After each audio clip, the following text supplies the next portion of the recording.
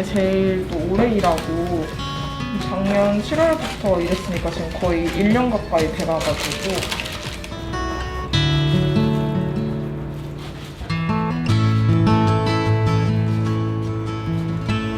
8시 반에서 12시까지는 그 샌드위치 가게 오픈 알바를 했었고요. 그 다음에 점심 먹고 나서 오후 뭐 1시부터 3시까지는 교내 근로, 그 다음에 뭐 5시부터 11시까지는 치킨집 알바. 조달은 다 제가 벌어서 제가 벌어서 씁니다. 호텔 뷔페 끝나고 초밥집이랑 그다음에 술집, 고깃집, 그다음에 홈플러스랑 그다음에 뭐 라디오 대본 작성하는 거랑 예식장을 2곳을 했고 그래서 10개 가까이.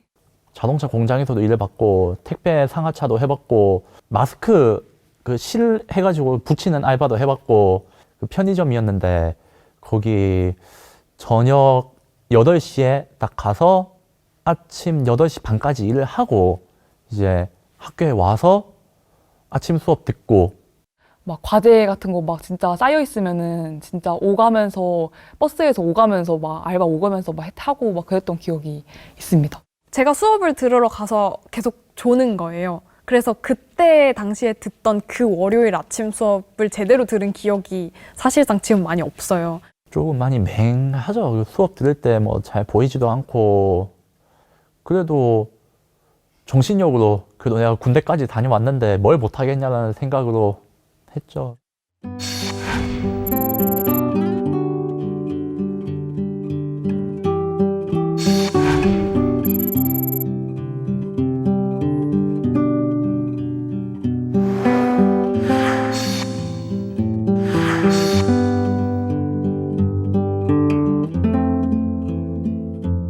네, 진짜 많아요. 저희 과라서 그런지 모르겠지만 일단 삼성동, 강남, 잠실 이쪽에 사는 목동 이쪽에 사는 친구들이 굉장히 많고 지방에 사는 친구들이 거의 없더라고요. 그리고 좀 충격적인 게 알바를 한 번도 안 해본 친구들도 많고 모두 용돈을 받으면서 사는 친구도 있고 부모님 카드를 들고 다니는 친구들 같고 약간 좀 문화 충격이었어요. 근데 그런 친구들이 진짜 많아요. 네, 부러워요. 근데 지금은 조금 부럽거든요. 근데 길게 보면은 길게 보면 더 좋은 것 같기도 하고. 방학에는 더 이게 느껴졌어요, 이게. 왜냐면은 학기 중에는 학교라는 안에 있으니까 그렇게까지 심한지는 몰랐거든요. 근데 방학에는 이제 얘들은 학교를 벗어나서 자기의 또 세상으로 또 가니까 와, 더 보이더라고요, 이게.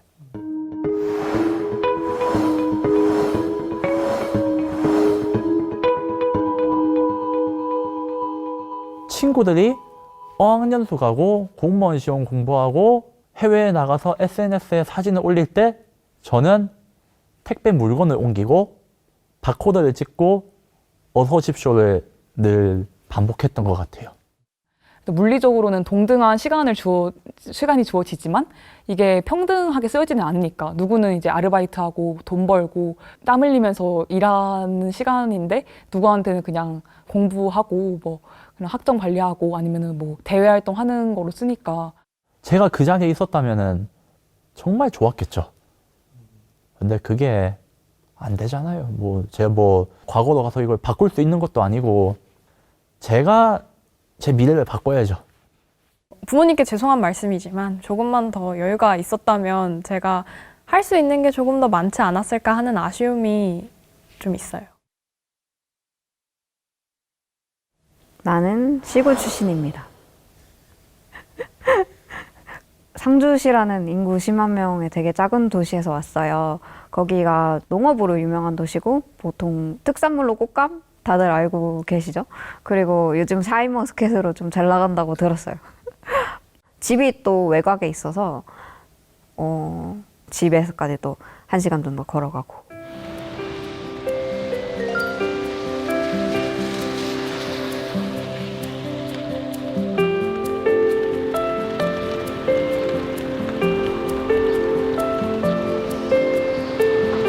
집에서 가는 데까지는 대충 계산하면은 1시간 반이랑 1시간이랑 2시간 반에 여기서 가는 시간까지는 한 2시간 40분 정도 걸려요.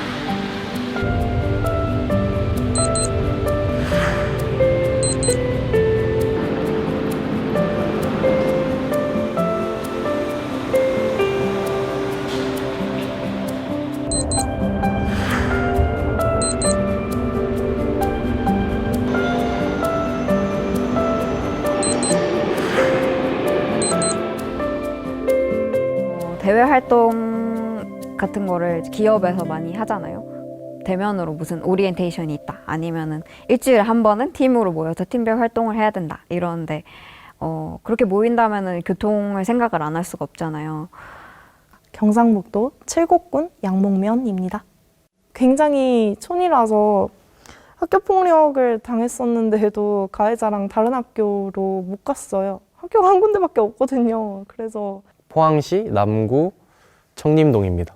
사실 그 지역은 아이들보다는 어르신들이 더 많고 서울과 다르게 빌딩도 낮고 아파트가 없습니다. 네, 안녕하세요. 저는 대전에서 온 25살 이유진이라고 합니다. 저는 바이올린을 전공했어요. 서울에는 있고 더 많은 기회인 것 같아요. 매주 서울로 올라가서 레슨을 받았던 선배분이 기억이 나요. 항상 2시간, 3시간씩 버스 타고 서울 가서 거기서 연습하려면 연습실 잡아야 하니까 연습실을 잡는 비용을 또 들여서 레슨 1시간 받고 다시 이제 교통비 들여가지고 오고 그러면은 뭐 주말이 없어지는 경우가 있었죠. 마케팅을 지금 직무로 정하고 열심히 취업 준비하고 있는데 마케팅은 요즘 그래픽 툴 다루거나 아니면 영상 다루거나 이런 게 중요해지는 추세예요. 그리고 요즘 유튜브 플랫폼도 이제 커지고 있고 여러 가지 콘텐츠가 많이 나오고 있으니까 영상 편집하는 기술 같은 거를 배우고 싶었어요. 아니면 그래픽 툴 다루는 걸 배우고 싶었는데 상주에는 그런 학원이 정말 없더라고요. 정말 없더라고요. 그냥 없어요. 그래서 전 독학으로 하긴 했는데 또 한계가 있잖아요. 그래서 지금 당장 대구로만 갔어도 그런 학원을 다닐 수 있었을 텐데 아니면 서울이었다면 내가 학원을 고를 수 있었을 텐데 더 넓은 곳으로 가고 싶었고요. 그래서 외국어 고등학교에서 유학 준비를 했습니다. 물론 그 근처에는 유학원이 없었기 때문에 제가 기차를 타고 구미에서 부산까지 왕복으로 주말마다 유학원을 다녀오기는 했지만 확실히 지역에 있다 보면은 그 수도권을 기회를 얻기 위해서 돈과 시간을 투자해서 계속 올라가고 나오기 때문에 그런 데서 투자 비용이 훨씬 더 조금 많이 드는 것 같아요. 법학적성 시험 모의고사 같은 경우에도 시험장이 거의 서울에 집중되어 있지 지방에는 굉장히 대도시 몇 개에만 들어있고 이런 경우가 있기 때문에 그런 데서 오는 손실이 굉장히 크죠. 그리고 또 한편으로는 문화적인 인프라가 지방이 너무 부족하다라고 저는 생각을 하는데 서울권에 있는 친구가 이제 오랜만에 만났을 때, 야, 너 저번 주에 뭐 했냐면, 나 예술의 전당 가서 공연 보고 왔어. 하니까, 그 전에 뭐 했는데, 저기 가서 뭐 연주 보고 왔어. 하면서 자연스럽게 일상 속에서 그런 보고 듣는 게 녹아져 있더라고요. 이건 좀 부럽다. 알고 있었지만, 막상 또 들으니까 부럽다.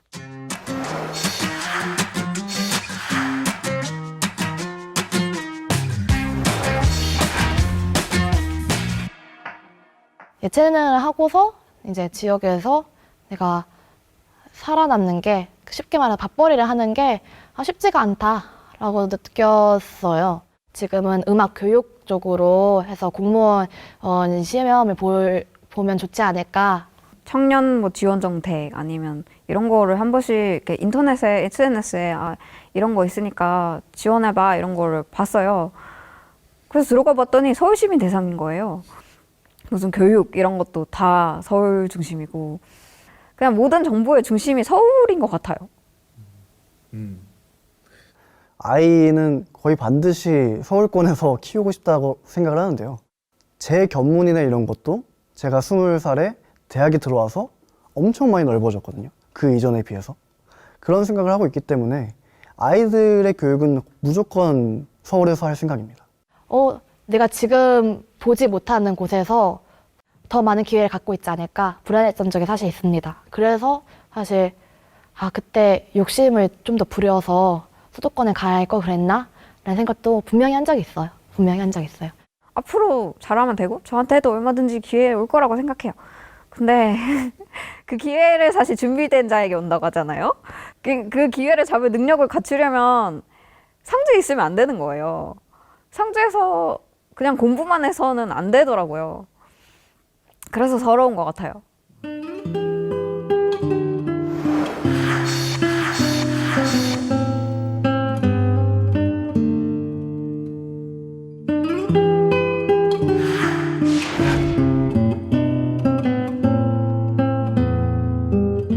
서울에 학교들이 집중해 있잖아요. 그래서 어쩔 수 없이 공부해서 서울로만 가야 하는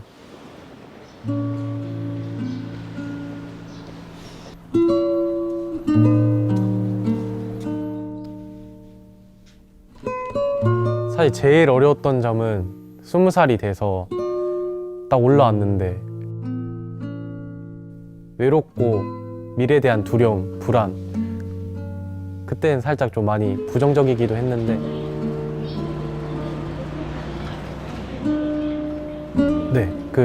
저는 뭐 교통, 거리 뭐 이런 것보다는 수업 마치고 딱 끝나고 집에 돌아갔을 때 가족이 있다는 게 정신적으로 너무 큰 도움이기 때문에 집이 서울이었다면 더 밝고 즐겁게 대학교 생활을 했을 것 같습니다.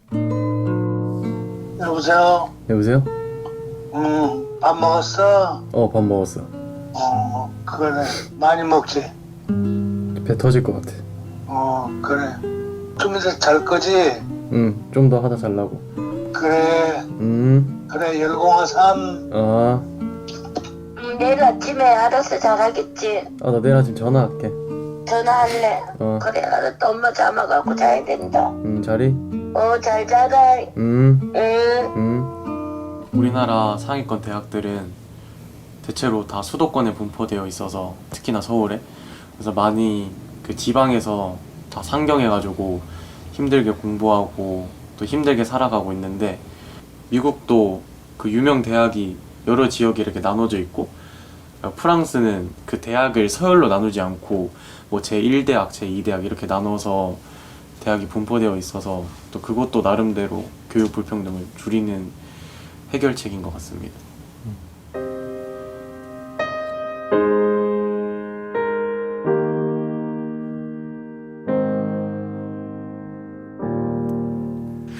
저의 현재를 가장 잘 표현한 단어는 지잡대생이라고 표현을 하고 싶습니다. 친구들 사이에서도 지잡대생이라는 놀림도 많이 받고 있고요. 일반 사람들은 잘 모르는 대학에 다니고 있기 때문에 그렇게 표현을 했습니다. 근데 이 지방대라는 개념이 절대 지방에 있기 때문에 지방대라고 저는 생각하지 않고요. 흔히 말하는 서열 순서 때문에 생겨난 약간 어른들 그리고 저희들의 욕심이 아닐까. 그런 이제 익명 게시판 속에서는 그 차별과 혐오 발언들이 굉장히 많단 말이에요. 그러니까 뭐 지방대 학생들을 뭐 지잡대라고 얘기를 하면서 비하 발언을 한다든지 지방 인재라기보다는 지방 둔재 뭐 이런 표현을 사용한다거나 그들보다 내가 더 나은 대우를 받는 것은 당연해 라는 식의 글들은 굉장히 많이 볼 수 있습니다. 그냥 나 잡아 보려는 의도로 한 말이니까 좋진 않죠. 근데 듣자마자 네가 나에 대해서 뭘 안다고? 그런 생각이 딱 들어요. 지방에서도 능력 좋고 열심히 사는 사람 많거든요. 그 사람들의 인생을 자기가 만나본 것도 아닌데 그런 식으로 대학 이름만 보고? 저는 어이가 없어요. 제가 군대 때문에 이제 방위산업체라는 회사가 있습니다. 그쪽으로 이제 복무를 하려고 대전의 한 중견기업에 좀 면접을 봤습니다. 그때 혹시 중견기업이다 보니까 저희가 군대를 다 끝나고 나서도 여기서 계속 근로를 할 수 있을까라는 의미에서 제가 여쭤봤는데 면접관님이 이런 말씀을 하시더라고요. 저희 그래도 나름 대학교 봅니다. 이런 말씀을 하시더라고요. 그때 좀 막막했습니다. 그런 것 때문에 이미 20살에 제 인생의 평가를 받는다는 느낌을 많이 받았습니다. 저도 취업 준비를 하면서 심리적으로 너무 우울하고 불안하고 좌절도 많이 하고 힘들고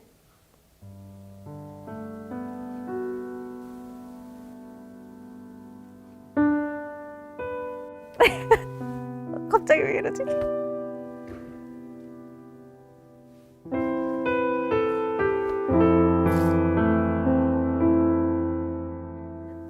도전 정신이 없는 이유는 아무래도 본인의 한계를 스스로 정해놓는 데 있다고 생각합니다. 그래서 조금 더 높은 목표를 가지고 도전을 해볼 수 있는 부분인데도 아예 자신의 한계를 정해서 낮추어서 목표가 처음부터 낮은 친구들이 좀 많은 것 같습니다. 예를 들어서 근데 우리가 흔히 공시 혹은 고시라고 얘기하면 상위권 대학에서는 흔히 행정고시를 의미해요. 5급을. 5급을 하다가 현실적 이유로 7급을 하는 건 봤어도 선뜻 시작부터 7급을 하겠다라고 한 친구는 전 잘은 못 봤거든요. 물론 있겠죠. 근데 저는 못 봤다는 거예요. 지방대생들 같은 경우에는 그보다 조금 더 낮은 7급이나 9급을 목표로 공무원을 준비하는 친구들이 많았던 걸로 봐서 이 지잡대에 나와서 뭐 어떻게 국내 100대 기업 이런 데 들어갈 수 있는 것도 아닌데 굳이 이 대학 졸업장이 필요할까? 생계를 위해서 돈을 벌려는 친구들도 제 주변에 또 굉장히 많거든요. 그런 거 보면 굉장히 안타깝고 가슴이 아프죠. 제가 지금은 잠시 본가에 내려가 있는데 본가에서 스터디를 구하려고 했는데 없더라고요. 그래서 다음 학기에는 서울로 올 거여서 서울에서 스터디를 찾아봤는데 너무나도 넘치는 게 스터디였고 지방 대학 학생들은 그럼 스터디를 어디서 구하나? 인턴이라든지 뭐 동아리라든지 뭐 창업 대회라든지 이런 인프라가 정말 서울에 죄다 몰려 있어요. 안 그래도 차이가 나는데 더 차이가 나는 거예요, 이게.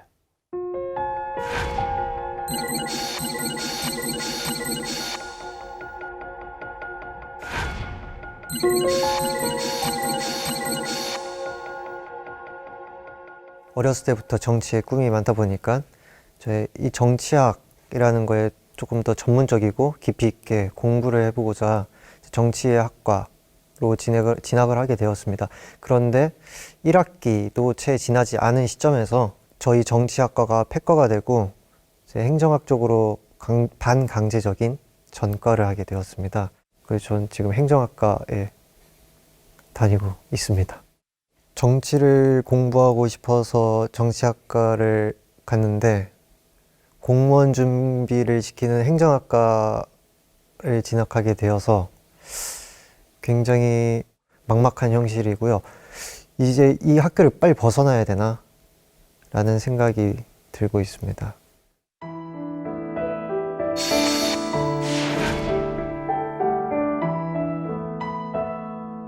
제가 다니는 대학뿐만 아니라 그 인서울 수도권 대학에서도 지방 할당제에 굉장히 많은 관심을 가지고 있는 것으로 알고 있습니다. 이제 더 노력을 했다고 생각을 하고 더 능력이 있다라고 생각하는 사람들이 인서울 대학에 진학을 한 것인데 지방 할당제라는 명목으로 무조건 지방 대학 출신 사람들을 뽑아야 한다라는 것을 법으로 명시하는 것에 대해서 약간 불공정함을 느끼는 사람도 있고. 저는 대구에서 자랐지만 서울에 왔어요. 서울대 졸업했잖아요. 저는 언젠간 다시 대구로 돌아올 생각인데 그 의문이 들죠. 나 같은 사람은 지역 인재가 아니라는 건가라는 생각이 드는 거죠. 나도 대구에서 왔고 서울에서 공부했다는 이유만으로 난 지역 인재가 아닌가? 그럼 난 대구의 인재가 아닌가가 의문이 되는 거죠. 또 궁금한 건 그거예요. 외적 요소를 없애기 위해서 블라인드를 하겠다면서요. 대학 이름을 가려버리고. 근데 왜 지역 인재에서는 대학 이름을 고려해버리냐고요. 결과적으로 비율이 차이 난다고 해서 그걸 강제로 하기보다는 근본을 찾아서 근본적인 문제부터 해결해야지 무턱대고 이렇게 하는 건 아니다라는 거죠. 저는 그 문제가 서울권 학생들의 밥그릇 사수로 비춰지는 게 상당히 조금 불편하게 생각이 들기도 하거든요. 역량적 차이를 무시하고 일정 비율 이상을 무조건 채용하도록 하는 것은 오히려 서울권 학생들에 대한 역차별이 아닐까? 공정이라는 얘기를 하고 있는데 어떻게 수도권 입장에서 보면 그건 또 불평등하고 또 지방대학생 입장에서는 너희들은 그동안 많은 특혜를 누리고 왔지 않았느냐. 우리도 이제 사회로 나갈 수 있는 그런 절실한 동아줄 같은 존재. 지역인재 할당제. 지역인재 할당제가 역차별이라고 느낀다면 자기도 힘드니까 그게 역차별이란 말을 하는 거겠죠? 근데 자기 눈으로 보지 않으면 잘 모르잖아요. 지방에 있는 애들이 어떤 교육을 받고 있는지? 과정에서 봤을 때 분명히 차별 당하는 쪽도 있을 것이고 역차별 당하는 쪽도 있겠지만 그렇지만 결과만을 놓고 봤을 때는 어쨌든지 간에 꼭 필요한 과정이지 않나? 그런 생각이 들어요. 우선은 첫 번째는 서울에 있는 대학을 가야 되겠다.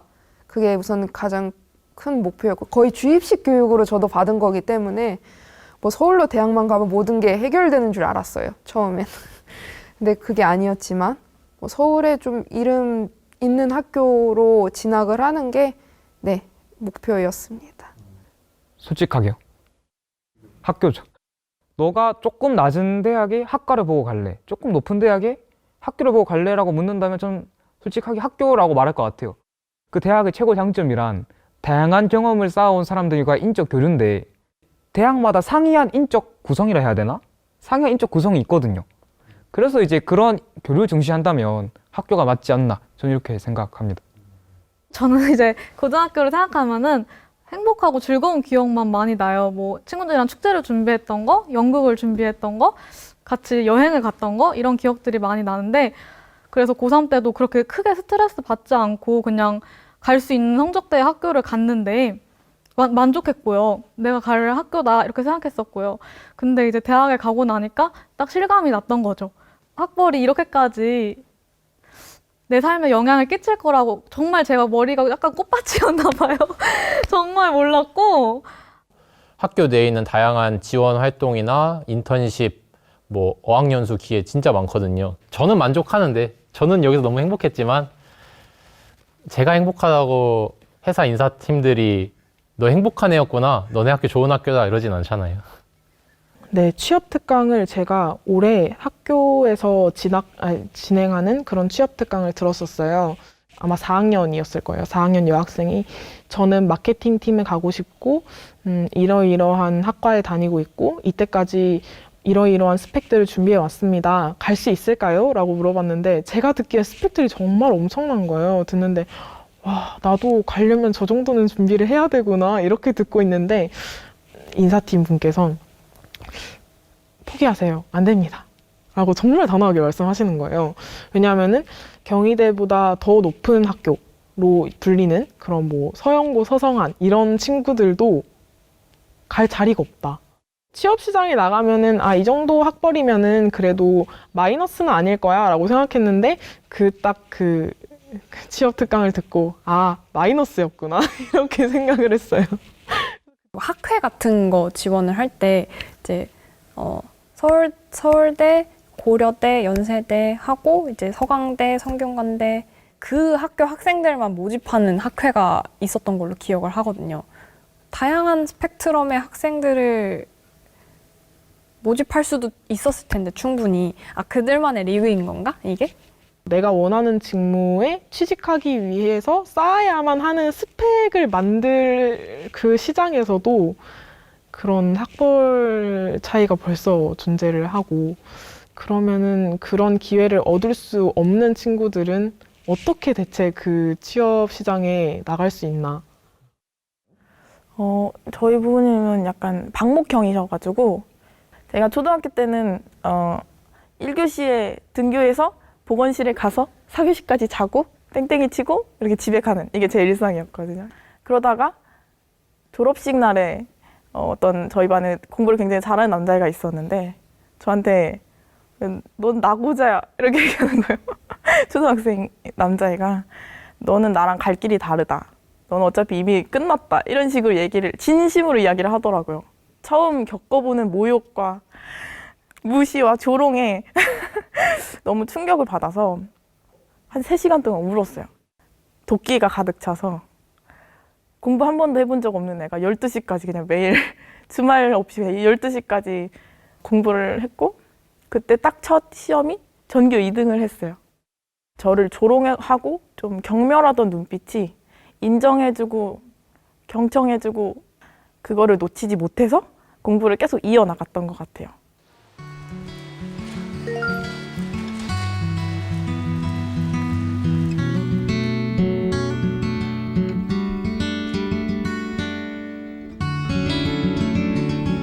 저는 원래 경희대학교 호스피털리티 경영학부에 재학하다가 사실 후회가 되더라고요. 그래서 다 떨어지더라도 내 가능성이 어디까지인지 보고 싶다 생각이 들어서 지원을 했다가 기적적으로 붙어서 제가 초중등 학원에서 청소하는 알바를 했어요. 그랬는데 그 원장님께서 제가 서울대를 붙었다 하니까 그러면 눈빛이 갑자기 바뀌시면서 그럼 영어 수업 해주시면 안 될까요? 이렇게 갑자기 좀 이렇게 대우가 바뀌셨어요. 그때 약간 씁쓸함을 느꼈습니다. 저는 그대로인데 너무 많은 것들이 바뀌더라고요. 근데 그게 저는 수혜자이기 때문에 좋기도 하지만 내가 운이 조금 없거나 노력을 조금 덜해서 만약에 그때와 삶이 그대로 유지됐다면 저는 여전히 그런 시선과 모욕과 그런 것들을 받으면서 살았을 텐데 마냥 제가 수혜자라고 해서 기뻐할 수가 없었어요. 누군가는 그때 저로 여전히 살고 있을 테니까.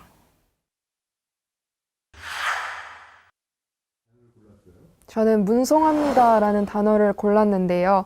요즘 이제 취업 준비생 사이에서 문송합니다는 문과여서 죄송합니다라고 이제 현실을 표현한 어떤 좀 단어입니다. 문과생으로서 느끼는 한계를 제가 피부로 느끼고 있기 때문에 그 단어를 골라봤습니다. 방송사 인사팀에 지원을 했다가 그거 떨어졌고요. 언론사 인턴 한번 준비했다가 떨어졌고 리서치 인턴 자리도 준비했다가 떨어졌고 그 신문사 인턴도 지원했다가 떨어졌는데 막막한 것 같아요. 왜냐면 주변에 취업을 바로 성공한 선배들이 많이 없거든요. 다 졸업 유예를 하고 독서실에 다닌다던가 고시 준비를 하는 선배들이 더 많기 때문에 조금 자연스럽게 나도 저런 루트를 따라가겠구나 싶은 마음이 있어요. 학교 생활에 있어서는 진짜 다 한 형이 있거든요. 그러니까 정말 학교 내 생활. 그렇게 했는데 문과는 어쩔 수 없더라고요. 학교 생활을 열심히 한다고 해서 취업 구정 세트가 자연스럽게 만들어지는 건 아니더라고요. 문과는 다방면으로 이제 학교에서 가르쳐주지 않은 거를 좀 많이 사교육을 받거나 아니면 자기가 혼자 독학을 하거나 그런 방식으로 해야 하는데 그러면 전공이랑은 전혀 무관한 거잖아요. 어떻게 보면. 대학교에서 저에게 준 건 그냥 졸업장과 학점 그리고 이제 전공에 대한 얕은 지식. 대학이 점점 무색해진다는 게 좀 그런 의미도 있는 것 같아요. 그러니까 문과가 취업 전선에서 굉장히 이제 내몰리고 있는데 취업 전선이 막히니까 그러면 로스쿨이라도 가자.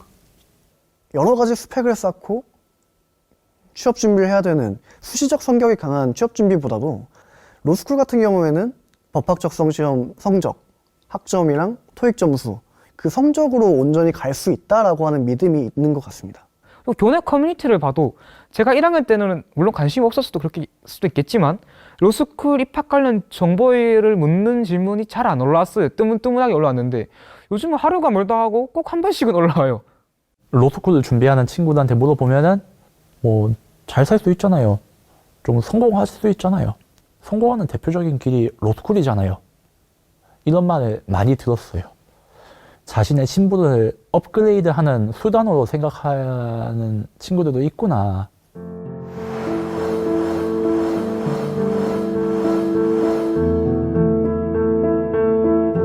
사실 그 로스쿨 시장이 너무 좁아서 대입은 이제 온라인 강의를 제공하는 회사가 많거든요.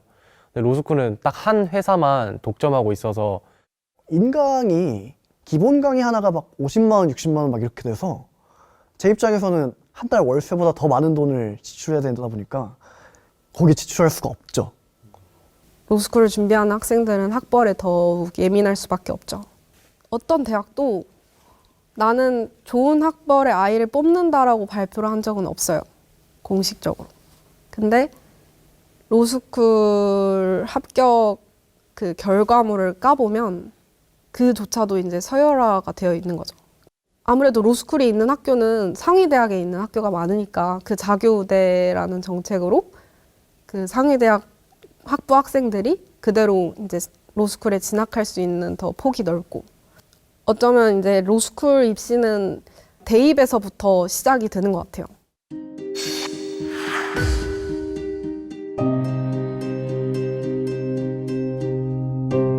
심지어 그 대학교를 보면은 로스쿨도 지방 인재 그 지역 인재 10%를 뽑게 돼 있거든요. 이거조차 못 채우는 학교들도 있더라고요.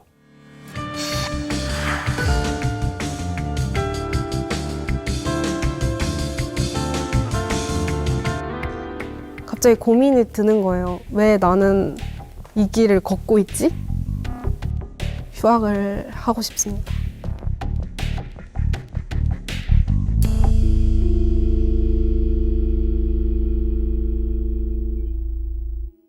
대한민국 헌법 제31조 모든 국민은 능력에 따라 균등하게 교육을 받을 권리를 가진다.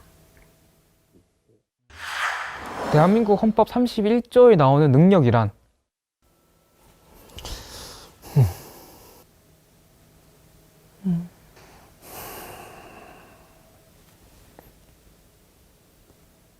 어렵네요. 제 생각에는 뭐라 할지 모르겠지만 학업적 역량인 것 같아요. 그러니까 학업적 역량에 따라서 역량이 되는 사람들은 충분히 우수한 교육을 받을 수 있도록 해라.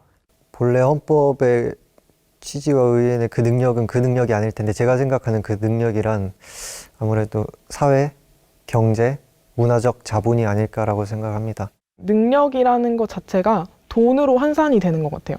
돈이 있으면 능력이 있는 사람, 돈이 없으면 능력이 없는 사람. 사실 취업 준비생으로서 요즘 뉴스를 보면 이게 능력이 뭘까? 균등이라는 게 애초에 존재하긴 할까? 능력이란 단어가 어쩌면 그 차별을 정당화하는 수단이 아닌가라는 느낌이 딱 들더라고요. 그래서 저 그 헌법 자체가 되게 조금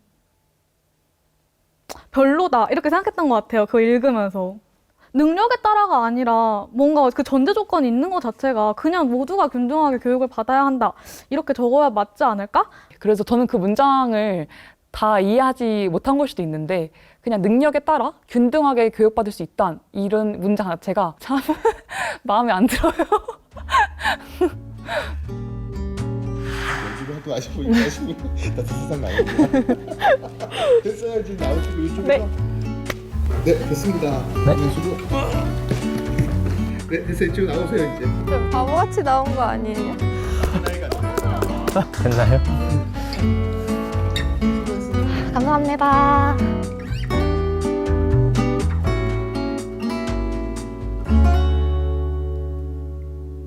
제가 궁금한 건 있는데 아니에요. 그냥 안 할래요. 해봅시다. EBS 저희가 인터뷰하고 이렇게 방송 통해서 이렇게 프로그램 나가는 게 그런 교육 격차나 불평등 해소에 어떤 긍정적인 영향을 줄 수 있을지. 그래 뭐 우리 프로는 더 하고 싶은 얘기 있어요? 안 물어봐도 못한 얘기? 네, 한번 이 프로그램을 보고 그냥 자기가 생각해보지 못했던 것들에 대해 생각만 해봐도 너무너무 가치 있는 다큐가 되지 않을까, 이런 조심스러운 제 마음을 전해봅니다.